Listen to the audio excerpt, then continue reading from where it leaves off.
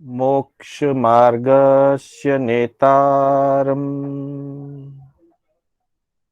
भेतारम् कर्मभूभृता ज्ञातारम् विश्वतत्त्वानां वन्दे तद्गुणलब्धये वन्दे तद्गुणलब्धये। अनंत उपकारी आस्था के आयाम चरम तीर्थंकर श्रवण भगवान महावीर को वंदन। प्रभु की परंपरा में विचरण करने वाले समस्त चारित्र आत्माओं को वंदन। धर्म प्रेमी बंधुओं, सुशील माताओं, बहनों, श्री कर्नाटक जैन स्वाध्याय संघ बैंगलोर के तत्वावधान में आयोजित जिनवाणी सार की इस कक्षा में मैं आप सभी का हार्दिक स्वागत एवं अभिनंदन करता हूं। हमारी आज की कक्षा सम्यक बोध से संसार विरक्ति कैसे प्राप्त होती है, सम्यक बोध हो जाने पर जीव के परिणामों में कैसा परिवर्तन आता है, उससे संबंधित आज की कक्षा हमारी है। और आज की जो गाथाएं हमने ली है, दो गाथाएं हमने आज ली है और वो गाथाएं हमने उत्तरार्जुन सूत्र के 14वें अध्ययन से ली गई। उत्तरार्जुन सूत्र का 14वां अध्ययन, जिसका नाम इशुकारी है, इस अध्ययन में भृगु पुरोहित, उसकी पत्नी यशा, उनके दो पुत्र और साथ ही वहां के राजा इशुकार और उनकी रानी कमलावती, इन 6 आत्माओं के विरक्ति का, संयम आराधना का और मुक्ति प्राप्ति का वर्णन इस अध्ययन में मिलता है।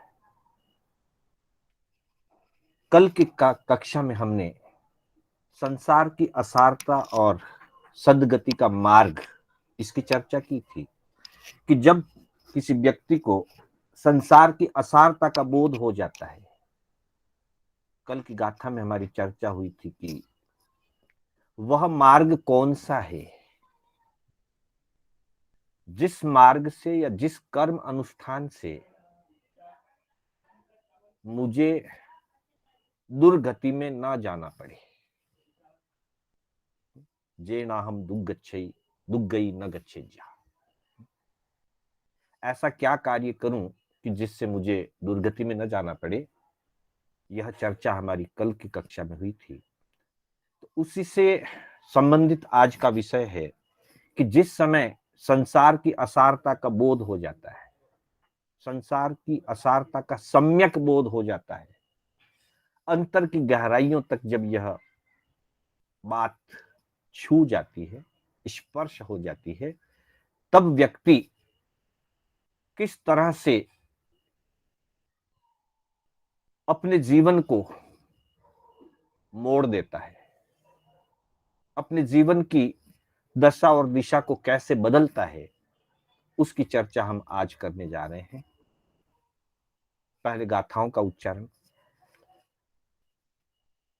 जहाँ वयम धम्म जानमाना पावम पुरा कम्मम काशी मोहा ओ रुब्बमाणा परिरक्षयन्ता तमनेव भुज्यो विषमाय रामो।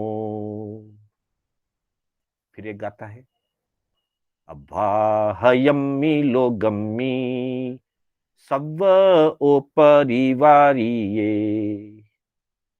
अमोहाहिं पडन्ति हिं गिहंसि नर इम लभ्ये। बंधुओं, प्रसंग है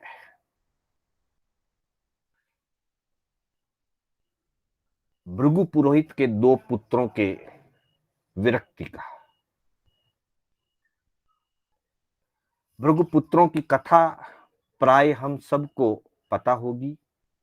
संक्षिप्त में इतनी ही जानकारी लें कि भृगु पुरोहित,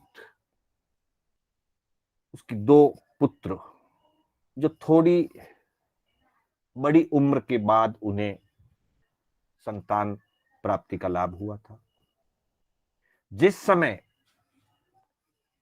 उनके वो पुत्रों का जन्म होने वाला था, उसी समय किसी देववाणी के माध्यम से, भविष्यवाणी के माध्यम से भृगु पुरोहित को यह पता चल गया था कि जैसे ही ये पुत्र बाल्य अवस्था से युवावस्था की तरफ अपने कदम बढ़ाएंगे, उसी समय ये दोनों मेरे पुत्र जैन मुनि दीक्षा को अंगीकार करेंगे। ऐसा उन्हें भविष्य वक्ता से, अथवा यूं कहें देववाणी के माध्यम से उन्हें पता चल गया था। बंधुओं, संसार के अंदर मोह एक ऐसी विकृति है, मोह एक ऐसा दोष है, दुर्गुण है कि मोह के कारण से व्यक्ति न करने योग्य कार्य भी करता है।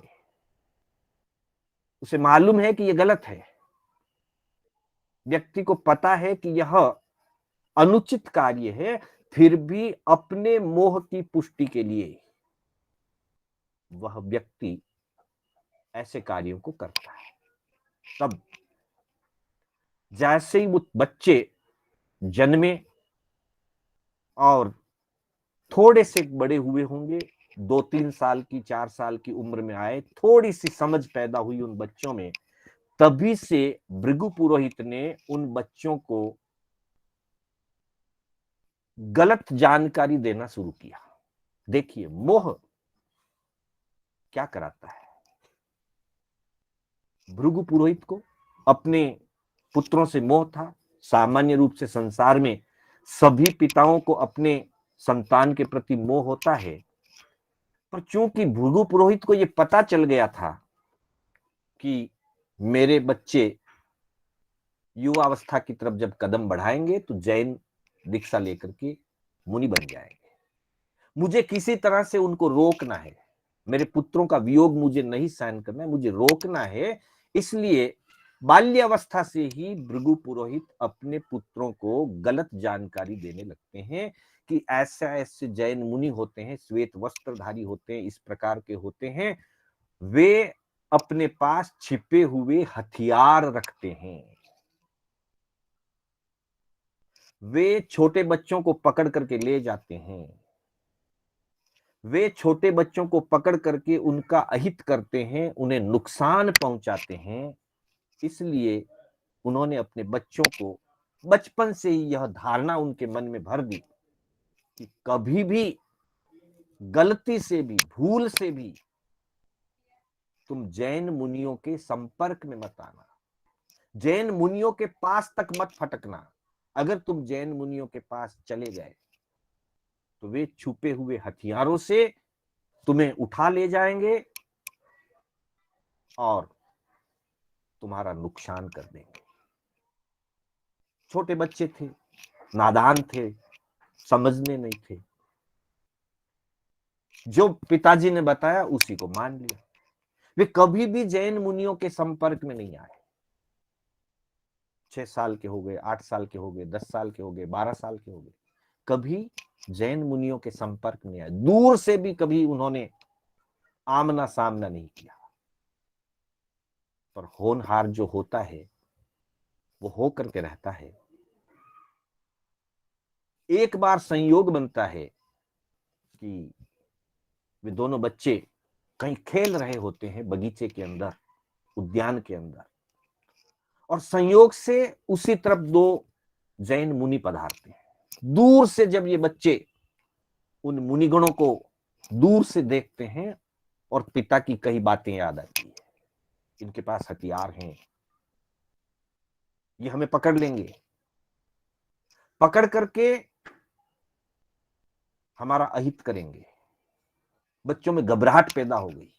घबराए हुए बच्चे उनसे बचने के लिए छिपने लगे और संयोग से मुनि भी उसी तरफ आ निकले जिस तरफ वो बच्चे खेल रहे थे। जैसे ही मुनियों को उस तरफ आते हुए देखा, वे बच्चे उस छोटे से पेड़ के ऊपर चढ़ करके छिप करके बैठ गए।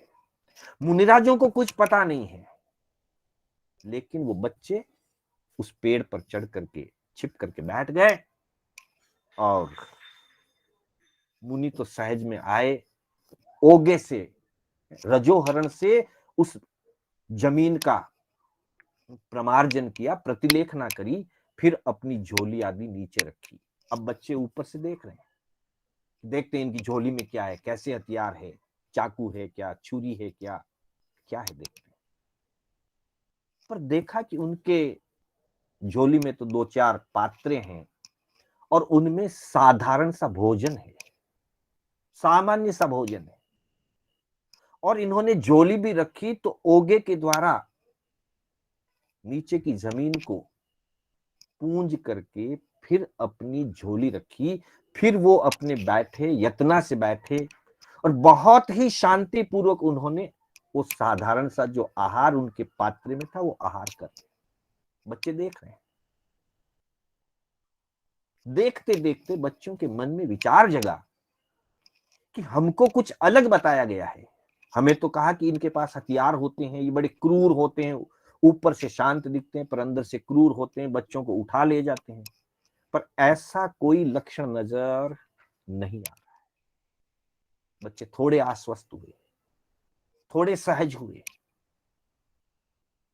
फिर वो बच्चे नीचे उतरे, मुनियों के परिचय में आए। मुनियों से उनको सम्यक बोध प्राप्त हुआ, संसार की असारता का बोध हुआ, मोक्ष मार्ग के स्वरूप का परिचय मिला। पूर्व जन्मों में इन बच्चों ने, अभी तो वो देवलोक से आयु पूरा करके भृगु पुरोहित के घर में कुमार के रूप में जन्मे थे, पर उससे पिछले भाव में, देवगति से पहले के भाव में उन्होंने संयम पालन किया हुआ था। इसलिए सहज ही उनके अंतर में बोध जल्दी प्राप्त हो गया और संयम की भावना भी बन गई। और तब वे अपने पिता के पास जाकर के कहते हैं कि हमें दीक्षा लेनी है, हमें जैन भागवती दीक्षा लेनी है, हमें मुनि बनना है। पिता हक्के बक्के रह गए कि मैंने आज तक इनको मुनियों से दूर रखा अपने मोह के कारण, कभी इनको परिचय में नहीं आने दिया, संपर्क में नहीं आने दिया, फिर आज अचानक ऐसा कैसे हो गया। पिता उनको फिर कहते हैं कि हमने तो तुम्हें बताया है कि जैन मुनियों के नजदीक भी नहीं जाना, वे तो क्रूर होते हैं, बच्चों को उठा ले जाते हैं, नुकसान पहुंचाते हैं। बच्चों ने कहा कि हमने अपनी आंखों से देख लिया, आज हम जान गए वास्तविकता क्या है। उसी प्रसंग की ये 2 गाथाएं हैं, जो ये 2 गाथाएं अपने पिता को वे 2 कुमार अपनी भावना किस रूप में रखते हैं, ये 2 गाथाएं इसी के संबंध की। वो कहते हैं, जहां वयम धम्म जान माना पावम पुरा कम्मम मकासी मोहा। वो कहते हैं कि हे पिताजी, जब तक हम धर्म के स्वरूप के बारे में अजान माना, अज्ञानी थे, नहीं जानते थे, जब तक हम धर्म का स्वरूप नहीं जानते थे, वहां तक पावम पूरा है। पहले हमने पाप किए, आज तक इस जीवन में हमने पाप किए, और कम्मम अकासी मोहा, हमने पाप कर्म किए क्योंकि हम मोह से ग्रसित थे और हमें धर्म की जानकारी नहीं थी।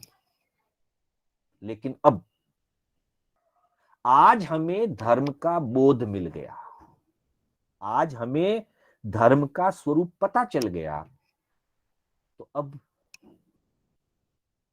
हम पाप कार्य नहीं करेंगे, अब हम इस संसार में नहीं रहेंगे। क्योंकि आज तक जो स्थिति थी वो अलग थी, आज तक हमें जानकारी नहीं थी और आपने हमें ओरुब्ब माना परिरक्षयन्तः, आपने हमें रोक करके रखा था, हमें पूर्ण सुरक्षित घेरा डाल करके रखा था, सुरक्षा का घेरा डाल करके रखा था। तो आपके घेरे में,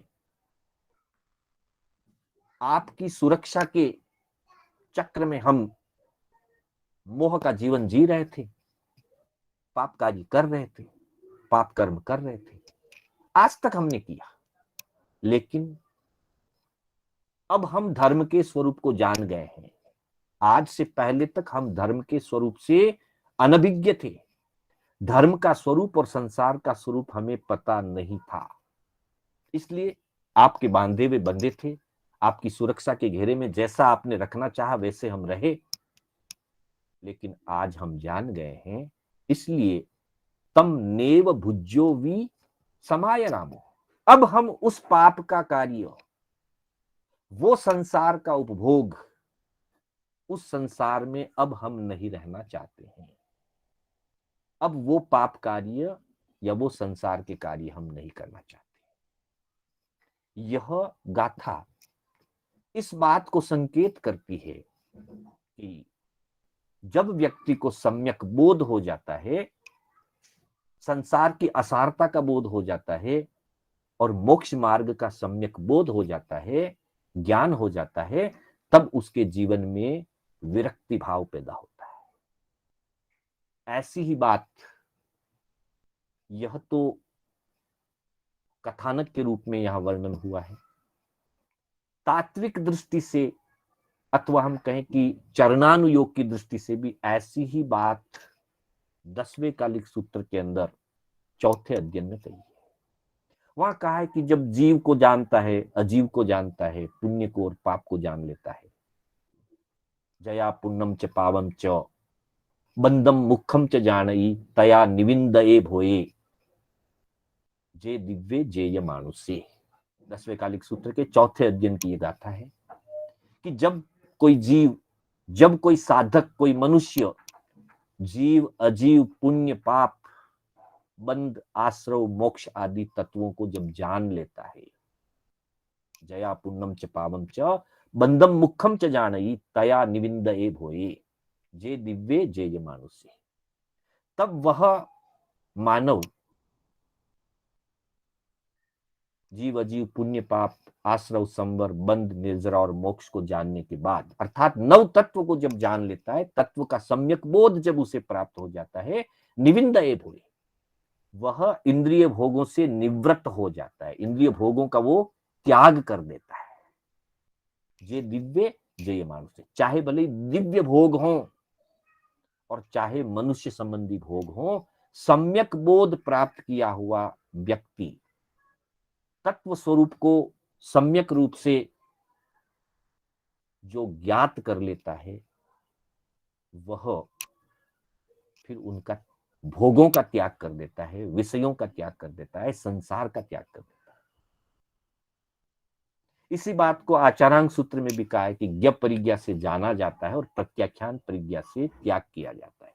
अर्थात पहले जाने और फिर उसका पापों का और जो हेय मार्ग है उसका त्याग करें।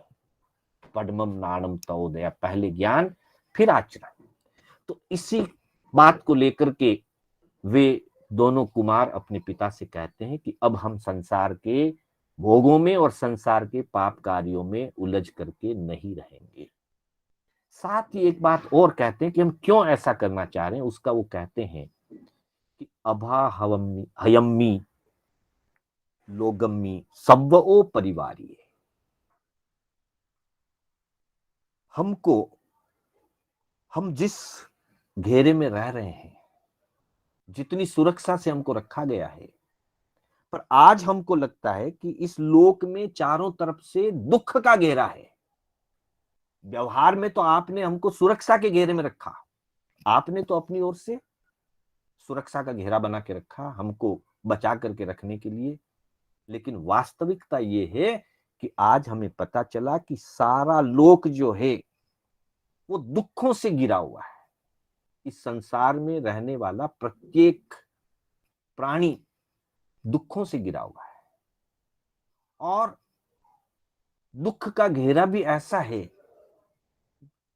अमोहाहिम पडंतीहिम, जैसे शस्त्र की धाराएं, और वो भी अमोघ शस्त्र, जो शस्त्र कभी खाली नहीं जाए, ऐसे अमोघ शस्त्र की जो धाराएं पड़ती है, हम ऐसा अनुभव कर रहे हैं कि इस संसार में हमको चारों ओर से क्रोध, मान, माया, लोभ, विषय, विकार, कषाय, कामना, वासना आदि के शस्त्रों ने घेर रखा है, और उन शस्त्रों से हम छलनी हो रहे हैं, उन शस्त्रों से हमारी आत्मा के गुणों का हनन हो रहा है।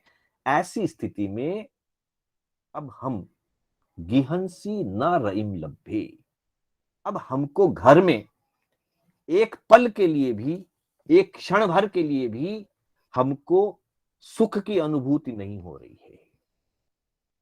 इसलिए हम संयम के मार्ग पर जाना चाहते हैं। बंधुओं, जब सम्यक बोध हो जाता है तो जिन चीजों में अब तक हमको सुख की अनुभूति हो रही थी, सुखाभास हो रहा था, वही चीज हमें पता चल जाती है कि यहां सुख नहीं है, दुख है।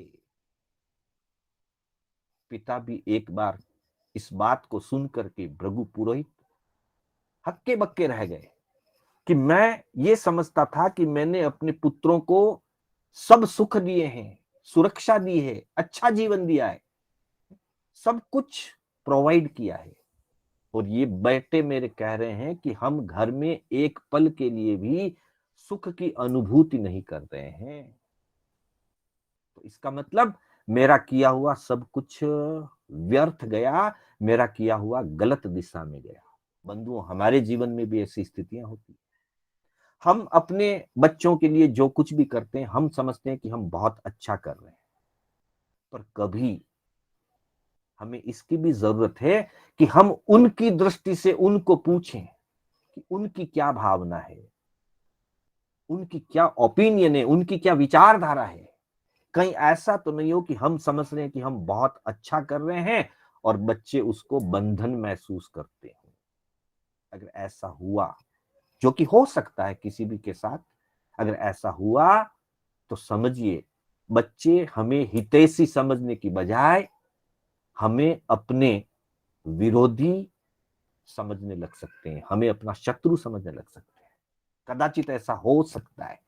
इसलिए सिर्फ अपने ही ढंग से निर्णय नहीं करें, सिर्फ ये व्यवहार पक्ष की बात है, सिर्फ अपने ही ढंग से निर्णय नहीं करें, सिर्फ अपनी ही बात को सही नहीं माने, सामने वाले से भी पूछें, उसके विचारों को भी जानें, उसके विचारों को भी सुने कि उनके क्या विचार हैं। हम उनके विचारों के अनुसार प्रवृत्ति कर पाए ना कर पाए वो बाद की बात है, लेकिन कम से कम विचारों को जाने और उन्हें भी अपने विचार प्रस्तुत करने का अवसर जरूर दें कि वे क्या चाहते हैं। ये व्यवहार पक्ष है। यहाँ आध्यात्मिक पक्ष के रूप में वे पुत्र अपने पिता से कहते हैं कि हमें घर में एक पल का भी आनंद या सुख अनुभव नहीं हो रहा है, क्योंकि अभी तक हम धर्म से अज्ञान दशा में थे, हमको धर्म का स्वरूप नहीं पता था, संसार के छल प्रपंचों का स्वरूप नहीं पता था। आज हमें पता चल गया। एक तरफ उनको गुरु के प्रतिबोध से और अपने पूर्व जन्मों के संस्कार से धर्म का स्वरूप पता चल गया, और दूसरी ओर उन्हें यह भी पता चल गया कि मोह की कैसी दशा है।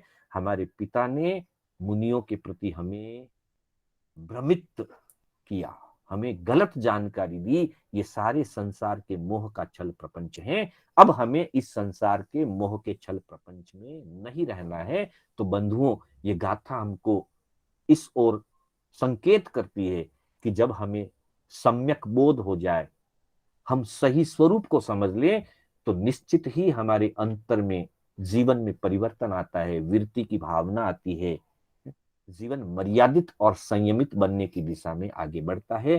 तो हमें भी ऐसा सम्यक बोध जागृत हो। जानकारी अलग बात है, और जानकारी से अंतर की आत्मा में बोध जागृति होना दूसरी बात। तो हमारा लक्ष्य यही रहे कि हम श्रुत ज्ञान के माध्यम से, आगम ज्ञान के माध्यम से गुरुजनों के प्रवचन के माध्यम से वो सम्यक बोध प्राप्त कर ले कि हमें भी संसार की असारता समझ में आए और हमारे जीवन में विरक्ति भाव का विकास हो। इन्हीं भावनाओं के साथ समय पूरा हो चुका है। मैं अपने शब्दों को विराम देना चाहूंगा। मेरे बोलने में कोई स्खलना हुई हो अथवा जिनाज्ञा विपरीत कथन हुआ हो तो उसके लिए मैं बारंबार मिच्छामि दुक्कडम करता हूं और आप सभी का आभार व्यक्त करता हूं कि आप बहुत ही समय निकाल करके एकाग्रता पूर्वक सुनने का जो अहोभाव दर्शाते हैं उसके लिए बारंबार आप सभी का आभार।